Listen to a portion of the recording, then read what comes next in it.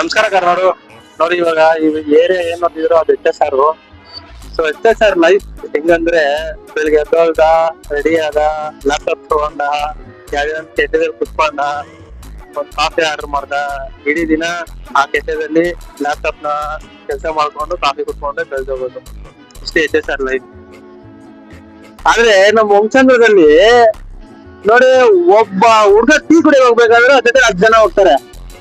ಅದು HSR ಎಲ್ಲ ಹಂಗ ಹೋಗಲ್ಲ, ಒಬ್ರೇ ದಿನ ಎಲ್ಲ ಕೆಫೆದಲ್ಲಿ ಇರ್ತಾರೆ.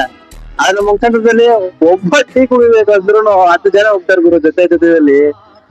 ಎಲ್ಲೋ ನೋಡಿ, ಸಾಯಂಕಾಲ ಆದ್ರೆ ಸಾಕು, ಹುಡುಗರೆಲ್ಲ ಕೆಲ್ಸ ಮಾಡ್ಕೊಂಡು ಮುಗಿಸ್ಕೊಂಡ್ ಬಂದು ಕುತ್ಕೊಂಡು ಡಿಸ್ಕಷನ್ ಮಾಡ್ತಾರೆ ಆ ದಿನ ಏನಾಯ್ತು ಅಂತ. ಒಬ್ಬೊಬ್ರು ಶೇರ್ ಮಾಡ್ಕೊಂತಾರೆ. ನಮ್ಮ ವಂಶಂದ್ರದಲ್ಲಿ ಆದ್ರೆ ಆ HSR ಅಲ್ಲಿ ಆತರ ಶೇರ್ ಮಾಡ್ಕೊಳಲ್ಲ.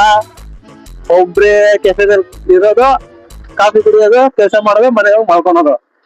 ಅದೇ ನಮ್ಮ ವಂಶಂದ್ರದಲ್ಲಿ ಆ ದಿನ ಏನ್ ನಡೀತಂತ ಡಿಸ್ಕಷನ್ ಮಾಡ್ತಾರೆ ಗುಂಪಲ್ಲಿ. ಒಬ್ಬ ಟೀ ಕುಡಿಯಕ್ ಹೋಗ್ಬೇಕಂದ್ರು 10 ಜನ ಜೊತೆಲಿ ಬರ್ತಾರೆ.